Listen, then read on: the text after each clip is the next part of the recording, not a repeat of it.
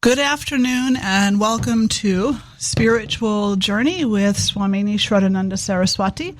And I am here at WXAC FM in Reading, Pennsylvania, and also coming to you on BCTV, talking about spirituality, about health and wellness, about the potential that we carry as humans, about the obstacles on our spiritual paths, about the insights and experiences that we might encounter along the way, and about some alternative perspectives that we could have given the plethora of spiritual and religious traditions that exist in the world today, with this entire conversation over all of these weeks coming down to the simple fact that we really are all united, and the sooner we can wrap our minds and our hearts around that, the more profound our lives will become.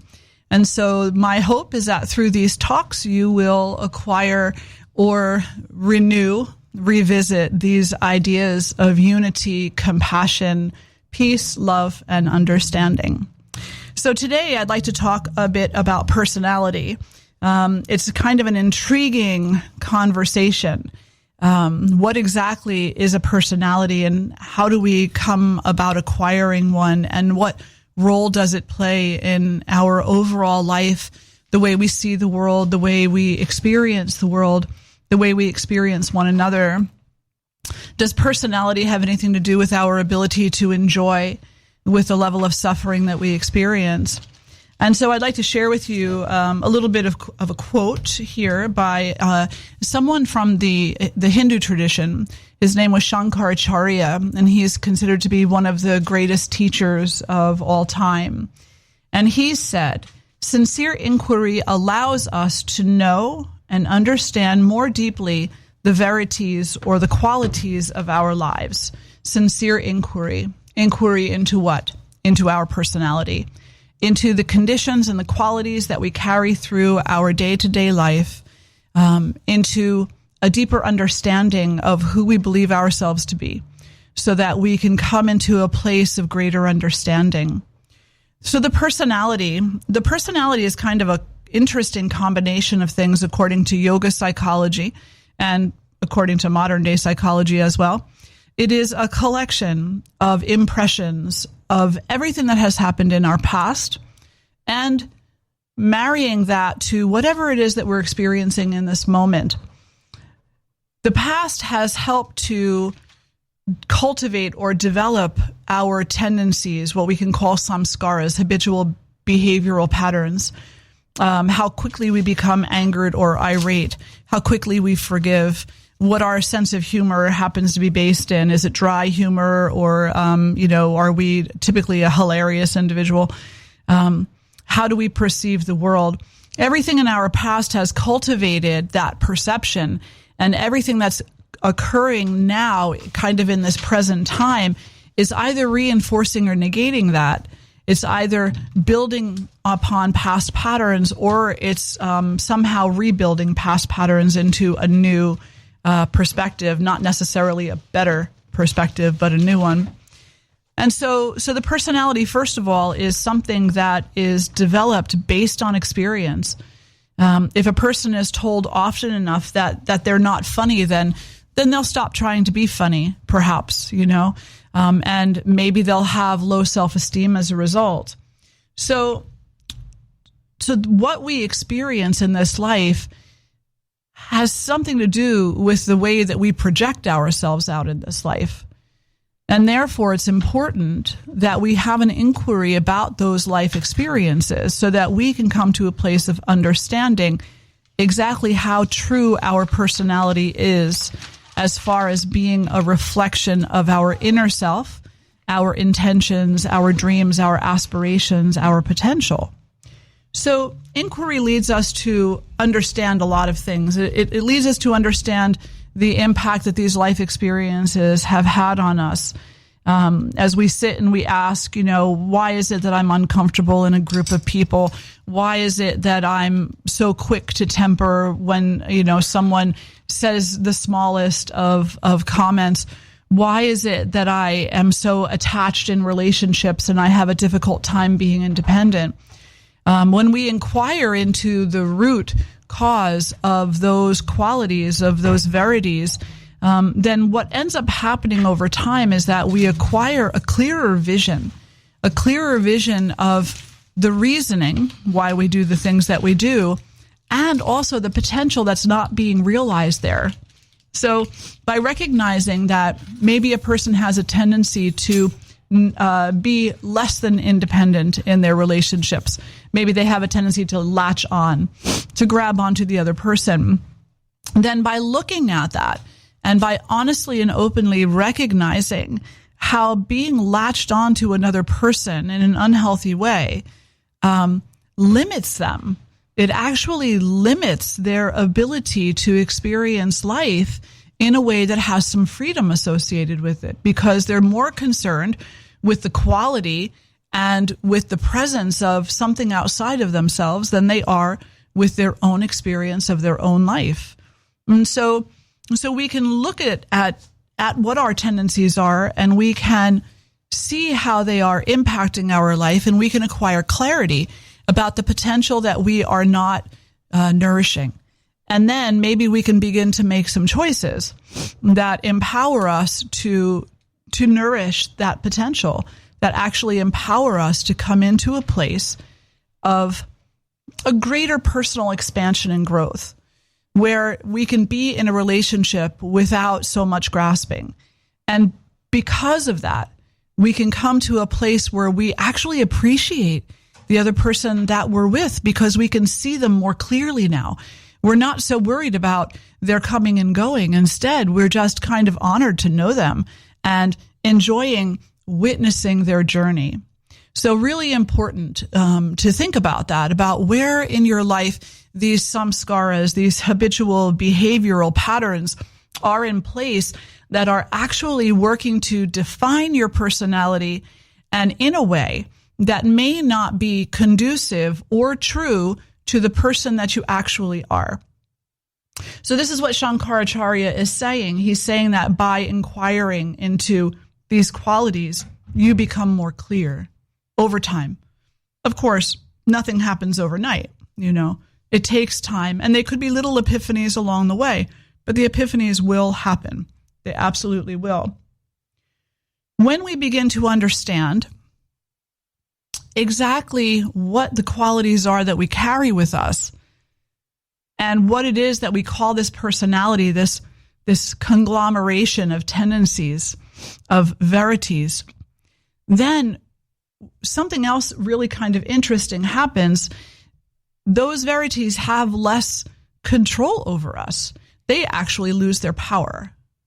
And when they lose their power, we can redirect the energy that we would have typically put toward the grasping or the denying or the anger, and we can reroute that energy toward the heart, toward the creativity, toward our goals and our intentions and our potential in this life. We actually find that we have more energy and more power to come to work in the areas that our heart is calling us to work in. When we're busy grasping and when we're busy judging and all these other types of qualities that the personalities tend to have, then we're pretty much wasting our energy. We're expending a lot in order to avoid facing the possibilities of change, which is something that we are completely uncomfortable with. So again, just backing up a little bit and saying that in the words of Shankaracharya, inquiry into ourself is what allows us or empowers us to understand the qualities that we carry within ourselves. Those qualities, in some great part, define our personality for us. It's like that's why people see us as an angry person or a happy person or a funny person or an insincere person or an insecure person, because of the qualities and how they're manifesting in our behaviors. And that as we look at those qualities and we start to take them apart a little bit, we start to recognize the root that they come from, maybe the constant message we received as a child, or the constant revisiting of some obstacle along the way in this life, then we start to take that behavior apart bit by bit. It loses its power, and it can no longer zap us of so much energy. So we can reroute that energy We can take it into our intentions. We can take it into our dreams, our aspirations. We can bring it into our spiritual practices, and we can cultivate something that has a lot more meaning for us than a faulty personality that is based on the past and on a great deal of misunderstanding. So refinement of the self leads to an understanding of the meaning of life. And what this points to is that when we are stuck in a place where we're grasping, holding on, fearful, becoming angry very quickly and for not very good reason, we become lost in the energy of that, which is a pretty low vibrational energy. And as a result, we don't see life very clearly. If a person is angry enough of the time, they forget that they can actually be happy. If a person is insecure much of the time, they actually forget that they can be independent and secure. If a person is has the tendency to be very hateful and ignorant, then that person will over time begin to feel that that is their truth. Of course, they won't call it by those words, but they'll begin to feel that whatever the ignorance is actually their truth. And they will forget that they have the potential of wisdom. So here, as we take apart these qualities, what ends up happening is that we begin to see more clearly the meaning and the purpose of our life. We begin to understand with some great degree of clarity that we are here to learn, that we are here to become free. In the yoga tradition, what we call moksha or kaivalya, different levels of freedom, which we'll talk about at various points in time. We also begin to see the importance and the pertinence of service to each other, you know. The individual who is insincere and grasping out of a fear of lacking is not highly capable of being truly of service in the world. Their service will typically want something in return. So the more that we can dismantle the beliefs of the fear and the beliefs of lacking, the more our service becomes empowered, and then we're not worried about receiving something in return. The only thing that we concern ourselves with is giving, offering, supporting, and prompting the potential of goodness in the world. And we talk a lot about goodness on this program, but it's so important. And I'll tell you why, or at least I'll give you an example of why. And I believe I've shared this in the past, but I had a student who graduated our yoga teacher training program. And they came to me after they graduated and they said, I'm having some trouble with the language. And I said, well, what language? They said, well, the language. And they were very good with their alignment. They were very good with their anatomy, all of this, but they were having trouble with the love language, with the goodness language, with the language of embracing the inner light. And I said, well, why do you think that is? Why do you think you're having difficulty? And the person said, well, because I think that people don't want to hear that. And I suggested, well, you are going to have a certain part of the population who are not going to be interested to hear that. Not because they're actually not interested, but because it's a foreign concept to them. And the opposite is actually what they are accustomed to. They're accustomed to maybe the more violent communication that we see on television. They're accustomed more to the complaints and the whining that tends to happen.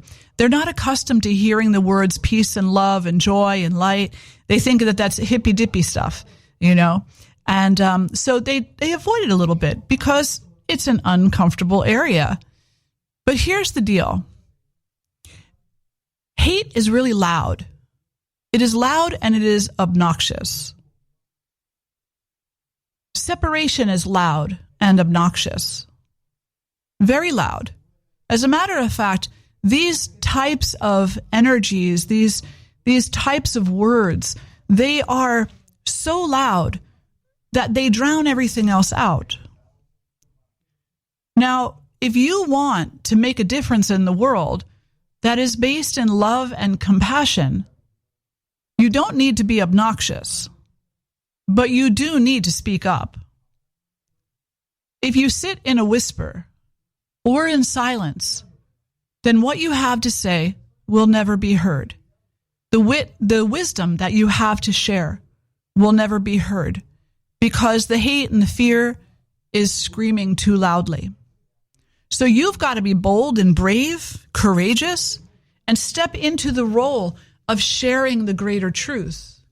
The greater truth is not to say, well, I call God this, I call Goddess that, you're wrong, I'm right. That's actually, without offending anybody, a little bit of a childish perspective.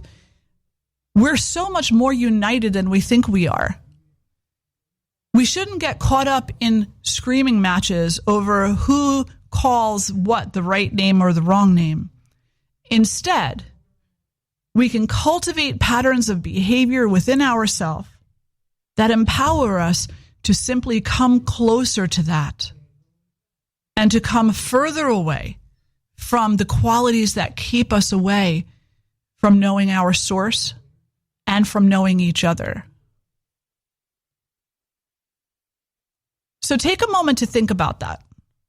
Take a moment to consider how often even the need to be right, which is part of the personality, the need to be right shuts us off from people, shuts down our conversations, and opens us up to regret over the things that we've said, resentment over the things other people have said.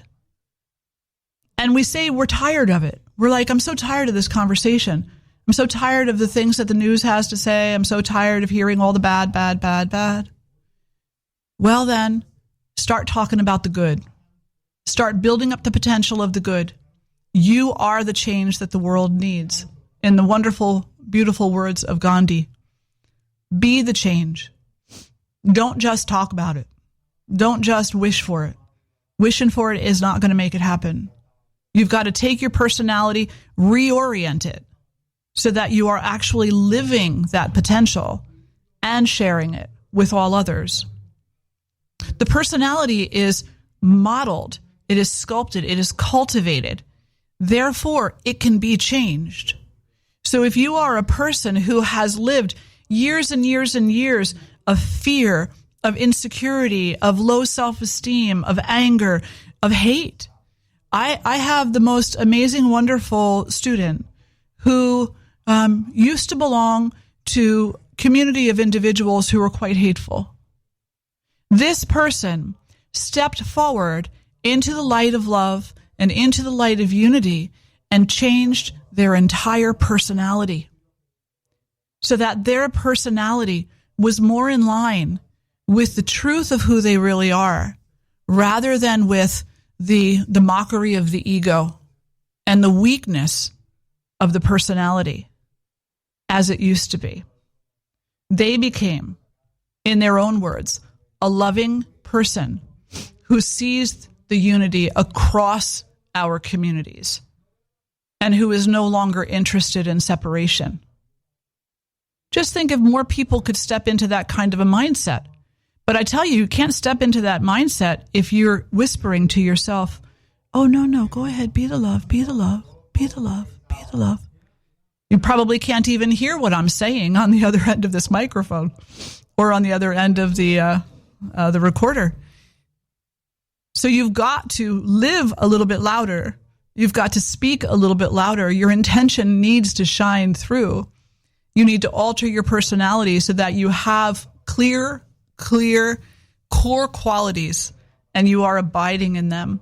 And those core qualities, again, being love and unity, peace, all of the things that are along those same lines. So I'd like to share with you a mantra, actually. This very beautiful mantra, which there's a series of scriptures in Hinduism. One is called the Atharva Veda. And in the Atharva Veda, there is a verse that states, may body, mind, and heart be synergistic. May they work together. May we be harmonized and integrated on all these levels and beyond. So beautiful, beautiful sentiment saying that this is what is important. May we, body, mind, and heart, be synergistic, and may we be harmonized, and may we be integrated. So the mantra that I want to share with you today is called the Gayatri Mantra. And I'm going to tell you what this mantra means before I actually share the Sanskrit. It is oftentimes defined as, we meditate on that most adorable, supreme divinity, the creator, the source, whose effulgence, whose divine light illumines all realms, physical, mental, and spiritual. May this divine light illumine our intellect. In other words, may it correct our personality so that we see more clearly who it is that we really are, and that we don't get bogged down and caught up in the distractions and the delusions that the past and that the outside has to offer us. So to speak this mantra, and mantras are oftentimes sung because it is believed that the sound vibration of singing the mantras is very, very powerful. But in speaking it, these are the words: Om Bhur Bhuva Swaha Tat Savitur Varenyam Bhargo Devasya Dhimahi Deyo Hyo Na Prachodayat. Again, we meditate on that most adorable supreme divinity, the creator, the source, whose effulgent divine light illumines all realms, physical, mental, and spiritual. May this divine light illumine our intellect. And now I'm going to chant that for you a couple of times. And if you have a recorder on your phone or something, I welcome you to record this. And I also suggest that I'll be posting the copy of this program up on the website on the internet shortly, so you can always go back and listen to it. This is one of the most auspicious mantras, and it is a mantra that calls us home to our source and to our own hearts and to the divine personality, the part of ourself that is brave, courageous, ethical, and full of qualities that are supportive and genuine. So here goes.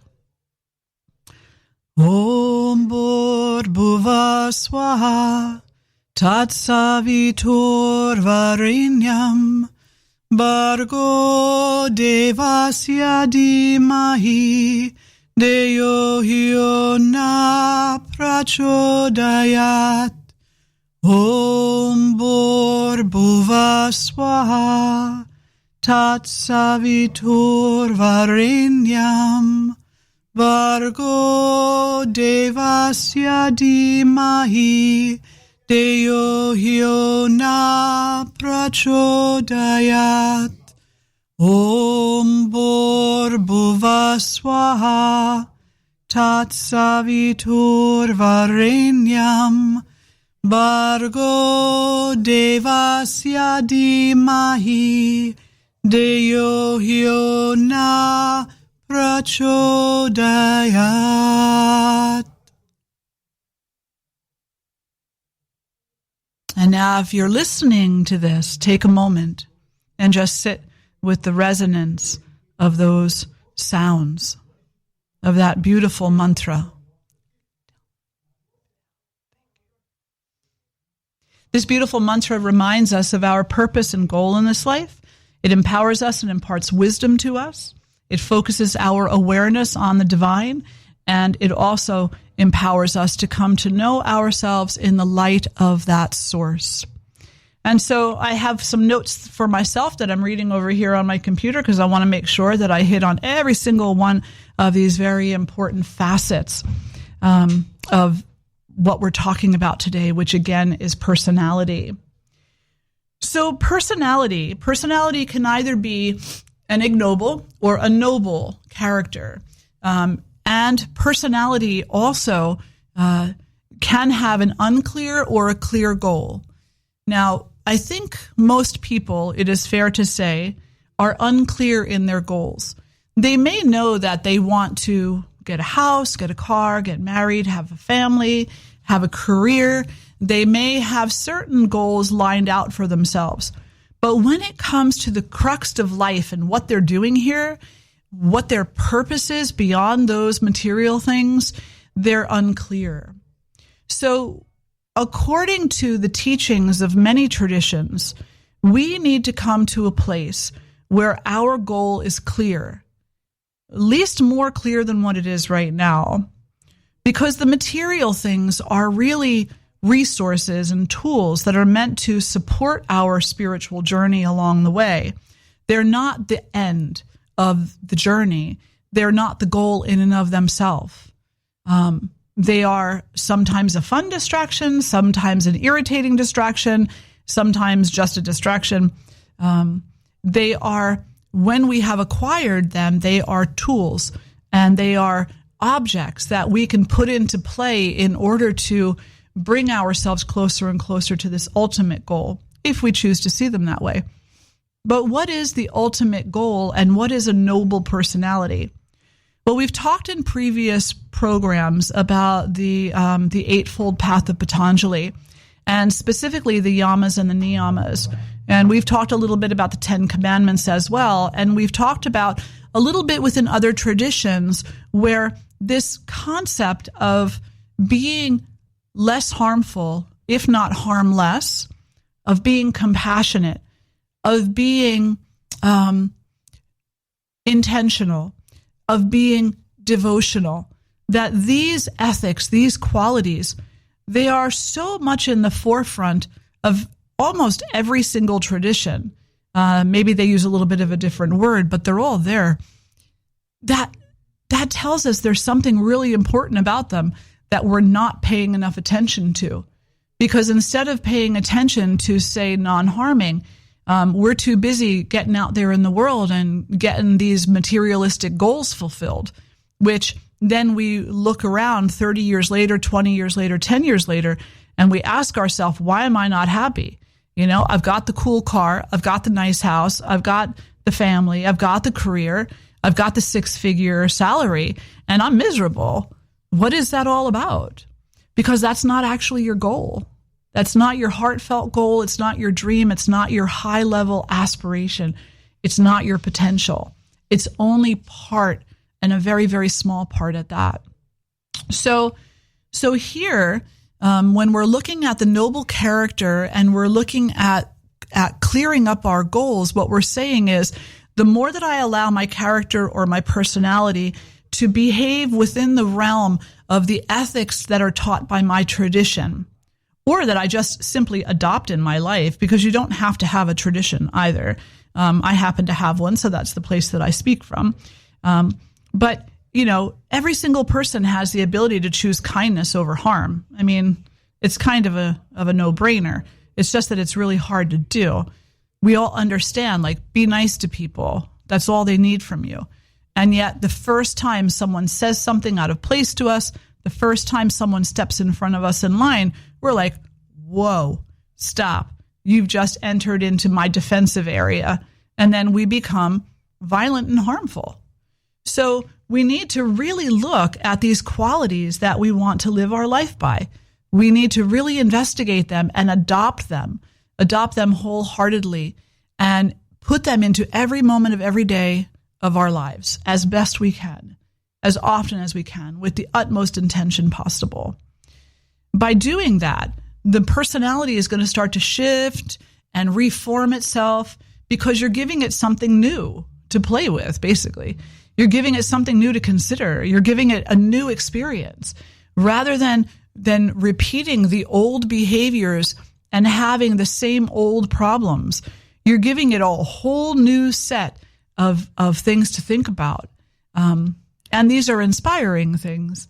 And these are things that speak directly to the heart of a person rather than to the ego of a person. So this idea of connecting with the divine source, as stated in the mantra, requires that we have our personality in a place of good making, and that within that well-made personality, that we have a clear goal. And that goal is not something outside of ourselves. It is actually the internalization of our intentions to come to know more profoundly who we really are.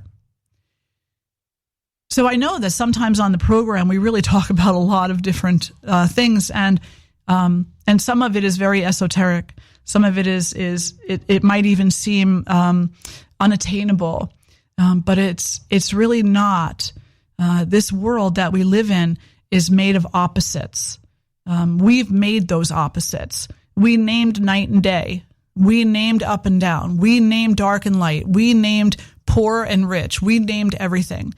And so because on some interesting level, we have created this world of opposites, we can also maneuver this world of opposites on whichever side we want to. That's our free will. That is absolutely our free will. That today, when I wake up, I'm not going to check my phone for messages. Instead, I'm going to get up and go about my business and wait an hour before I touch my phone. Silly, I know. What does that have to do with today's conversation? Well, you try doing that. Get up in the morning and don't look at your phone first thing. That's pretty hard, you know? So if it's hard to do that, can you imagine how hard it is to stop hating, to stop judging, to stop grasping? It's so hard, but you do have the free will to do so. You just have to exercise that muscle. Most of those muscles in us are weak because we don't use them. So we got to go to the gym of ethical existence and start working the muscles that matter. And those are the muscles of the heart and the muscles of the spirit. So I want to share with you these 7 things that we should consider as we're working in our personality, and we're working on clarifying our goals for ourselves. But I am going to stop there because I'm a little bit late for my half-hour comments.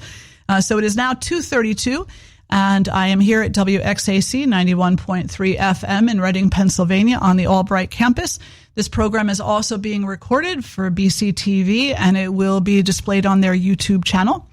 And I'm so honored and grateful to be here with you on this amazingly beautiful spring-like day with a blue sky and with robins everywhere. The insects are coming out. The smell of spring is in the air. The crocuses and the tulips have started showing their leaves. And we are so very blessed to be alive and here today. And I'm, again, very grateful for everyone who's tuning in now or later. So continuing on. So talking about 7 things that we can consider as we are working to reformulate our personality toward its higher potential. And as we are also talking about clearing up our goals, having clarity about what it is that we are seeking after, what it is that we are looking for. The first thing to consider is know thyself. We have to know thyself. We have to take the time to slow down and study ourselves, all of our tendencies and all the qualities that we carry and express. We need to take a really close look at those things. And the ones that are not really working for us, we need to shift, to evolve, to change. And the ones that are working for us, maybe we could just leave those alone, empower them a little bit more, perhaps. And the ones that are absent that would be really beneficial to us, like devotion or kindness or service, maybe we can actually introduce those into our life experience. And then through this examination of the qualities that we express in this life, come to know thyself. Know yourself so well, as a matter of fact, that your feet are so stable on the ground that nothing shakes you. Nothing moves you away from your core qualities. The core qualities being, again, the love, the compassion, the peace, the joy, the harmony, and the unity. The second thing we want to consider is to seek out the inner inspiration, the inner light in oneself. And, I read a really interesting article recently that said this concept of inner light is a new age thing. I'm sorry, no, it's not. It's mentioned in old scriptures. It's been talked about for thousands of years in India and in other cultures as well. The inner light is the inner expression of divinity. It is the life force within you. It is the breath, the sacred breath that moves in and out and that combines and unites us with everything else everywhere. We all have it. And how do we know that we have an inner light? Because we exist, because we're here. We're not just some evolutionary mistake. I know that's a really popular scientific theory, but it's one that I have sat with and I've thought about, and maybe even at one point in my life I might have agreed with it, but I don't agree with it any longer, if I ever actually really did. I think that in that moment in time I was just afraid of the opposite, afraid to acknowledge that, no, we're not mistakes, actually. It's easy to be, a messed up person if you're just a mistake anyway. It's easy to have an excuse for poor behavior, for not living up to one's potential, for not even trying, if we're nothing but a mistake. So I think that at that point in my life, I was probably in a place where I didn't want to have to live up to my potential. I didn't even want to have to look at it. I just really felt like the mistake description was a better fit. And so I gave into that for a little while, but not for long, because it just wasn't true. It didn't ring true. It didn't sit true. There was always this tugging at my heart that said, no, there are no mistakes in this universe. There are interesting anomalies, but they're not mistakes. Everything comes from a higher consciousness. And because everything comes from a higher consciousness, there is a light in everything, and that light belongs to that higher consciousness. There's a light in you, there's a light in me, and we have a duty, a dharma to ourselves and to all other beings to explore that light and to see where it leads us to, what it illuminates. What it illuminates. There's a word in Sanskrit, guru, Guru. I had a beautiful conversation with a few people the other day about this word. A lovely gentleman over at the Swami Narayan Temple in Robbinsville, New Jersey, shared his interpretation of this word. He said the first half of guru, gu, means dark. The second half, ru, means light. Guru, the one who diminishes the darkness with light. And the word guru is an ancient word. It can also be defined as that one which is heavy with wisdom. But the remover of the darkness, the one who brings light to the darkness, that is also a very traditional and ancient understanding of that word. So this idea that maybe you, on some level, as you awaken into a restructured personality that is more based in your own sacred nature, and you come into a healthy practice of the qualities and clarity and this seeking of the goal of your dharma, maybe you become your own guru. Maybe you become the one who diminishes the darkness of your own existence with the light from within. So that was the second one. The third one is look at the challenges that continually arise in our life and come to understand and diffuse them. So this is also really important because sometimes we feel like our life is nothing but a bunch of obstacles. And yes, definitely there are obstacles in life. Some of them are pretty hard and horrible, and some of them are not so challenging. We really can't compare the traumas and the upheavals and the challenges that we have had with those of other people, because on this level, we're different people with different life experiences, carrying different personalities, holding on to different qualities. And so for one person, what looks like a very small trauma can actually be so life impacting as to almost destroy their heart. And another person can experience what appears to be an atrocity, a huge trauma, and they appear to walk away just fine with their heart intact. So rather than comparing traumas and saying, these are significant traumas, these are not significant traumas, maybe we just look at this and we say, all traumas are obstacles. They are all obstacles if we allow them to be. If we don't allow ourselves to sit with the grief of the trauma, to sit with whatever other emotions the trauma brings up, and to really take the time to cultivate compassionate awareness about how we have been affected, disturbed, and distracted by whatever it was that happened. If we don't allow ourselves to do that, then the trauma wins, no matter how big or small that trauma happens to be. But if we allow ourselves to sit and to pay attention to how we have been affected, disturbed, and distracted, then the trauma doesn't win. Then, instead, we learn. We come into a place of learning, intentional learning, where we recognize that there's no mistakes. There's no mistakes. I don't like the term everything happens for a reason. I don't know if that's completely accurate, but I do feel that everything is a learning moment if we allow it to be. So you can either allow yourself to be affected, disturbed, and distracted and become lost in that and not look at it, really take it apart and ask yourself how you have been affected, disturbed, and distracted, and lose some part of yourself, lose some part of your heart, lose some part of your mind as a result. Or you can recognize whatever has happened has left me feeling very affected, very disturbed, and very distracted, and now I need to sit with this.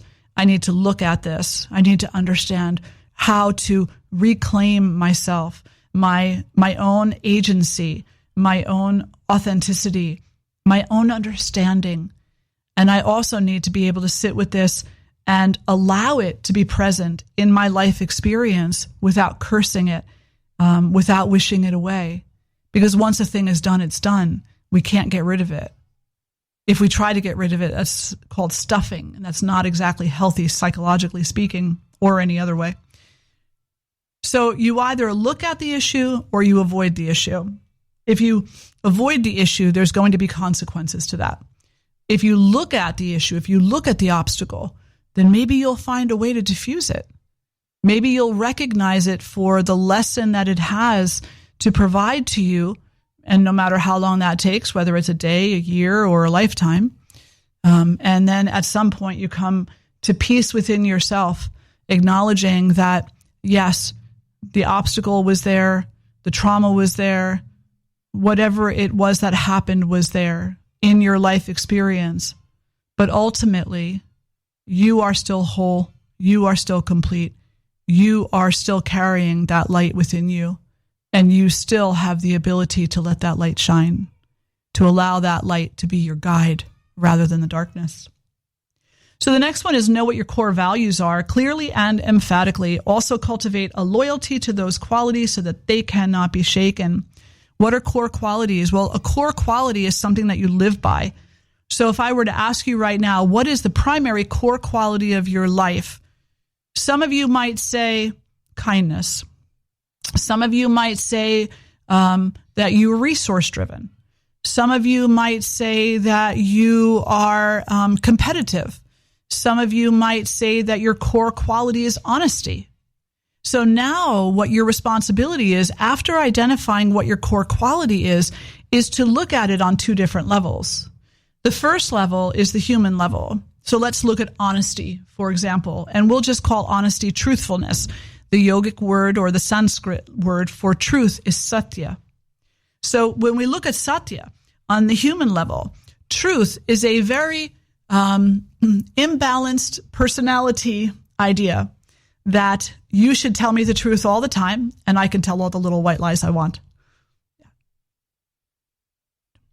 And no, they're just fine. Thank you. Okay. So we're just checking in on some background noise. Everything is good. So this first kind of human level of truth is that we tell the truth in certain instances and we cover it up a little bit in other instances. We definitely have a flavor for what should be the truth, and we deny anything that doesn't jive with that, anything that doesn't come across as being related to our own personal impressions. So on this kind of human level, truth is very changeable. You know, truth is absolutely changeable. It's as changeable as the political parties in this country. You know, many people don't remember or understand that what is now the Democratic Party used to be the Republican Party.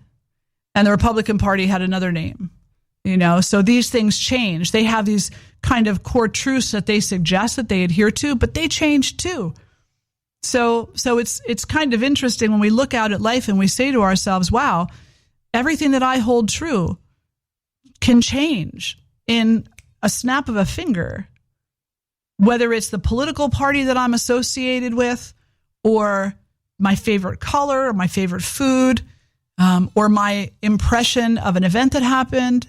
All these things that we call truth are actually not truth at all. They're just impressions that keep growing and changing, and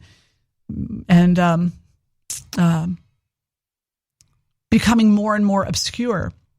When we talk about satya in the spiritual sense, and this is for any tradition, doesn't matter which one we're talking about, but when we talk about this kind of truth, this higher truth, this inner truth, what we're talking about is something that goes beyond our opinion and into the realm of only one question: unity. And if we're not asking about unity as the certitudes of the Baha'i tradition, a very beautiful scripture, state, then we're asking the wrong question. So the inquiry into truth is our inquiry into unity. Our unity here in this manifested world between you and I, and our unity between ourselves and the divine. And that unity is where all truth is based. So that means that truth is something much different and much bigger than what we anticipate it to be.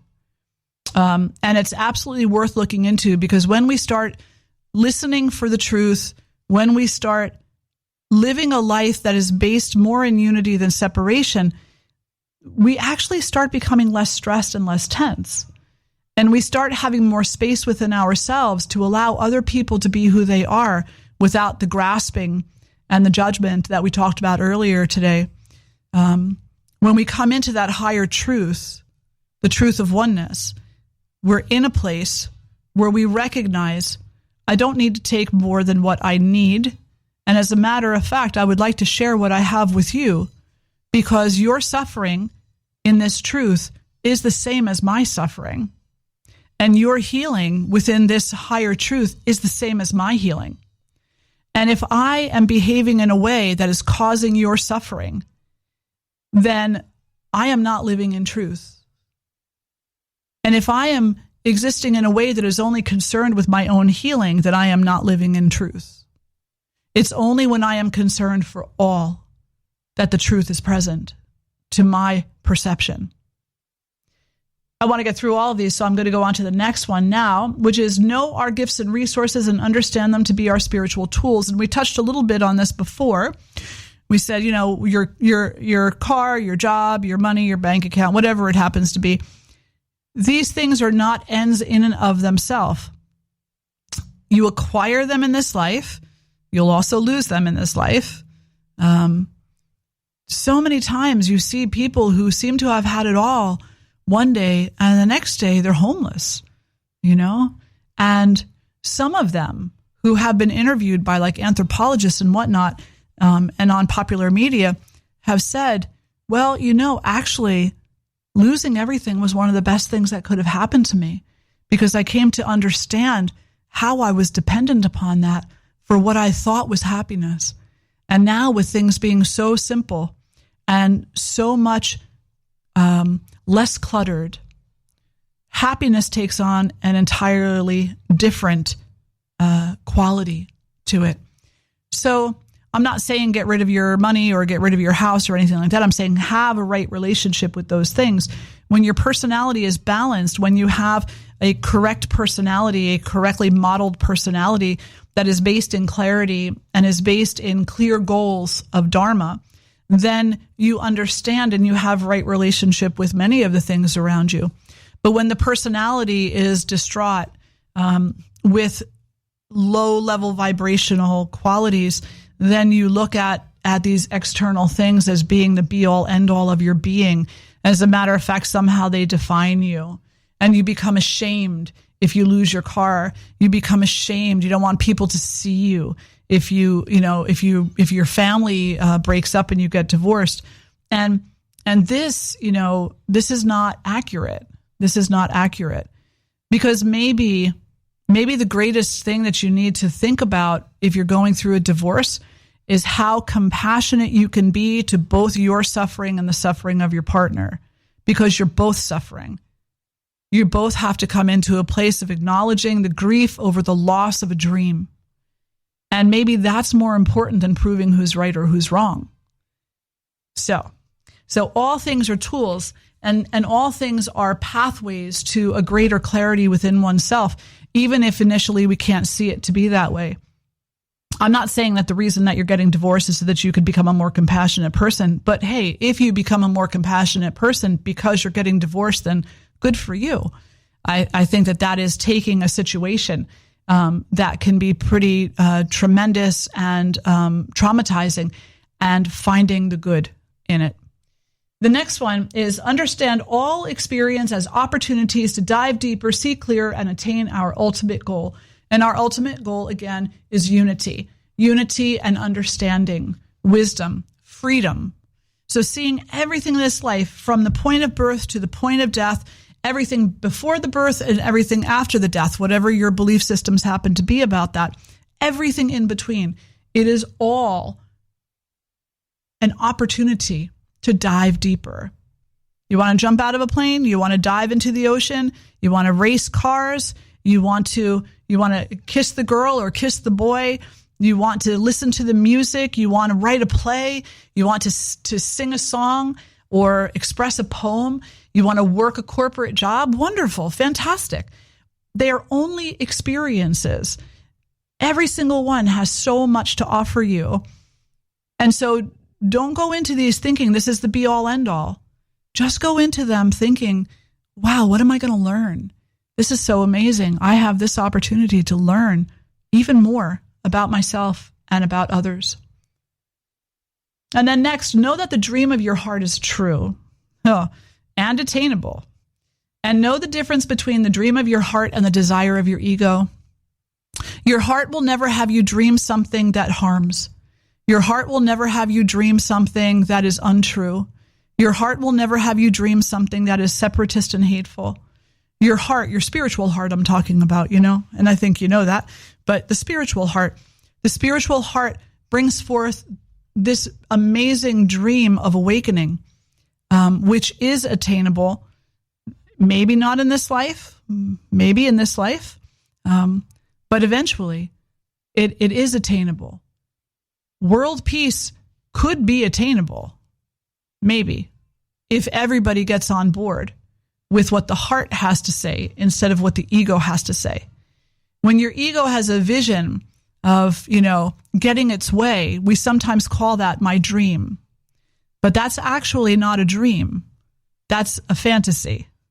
And that is a grasping of sorts. So one of the things that we need to consider is the difference between those two. The difference between the heart and the dream of the heart and the desire of the ego. And recognizing that whenever we give into the desire of the ego, the thing that we're actually giving into is our pain and suffering. We're giving into our pain and suffering, and we're saying to ourselves something along the way of, I really like this suffering, so I'm just going to keep continuing to make the same decisions over and over again until I eventually get what I want. And then maybe eventually someday you actually get what you want. But the moment that you get it, you're going to look for something else because it was never fulfilling to begin with. It was just a competition with yourself to see how far you could push yourself, how far you could push another, how much harm you could get away with. That's such a wasteful way to live life. I know that's a bold statement, but it's the truth. It's a wasteful way to live life. It steals your breath from you and it breaks your heart. So instead, come to the dream of the heart and recognize that only that which does not harm others on purpose is in line with your spiritual upliftedness and theirs. And then finally, the eighth thing to consider is do not be distraught. Remember the words of Christ. Christ said, "Be not afraid, be not disappointed, because I am always with you. I will accompany you wherever you go."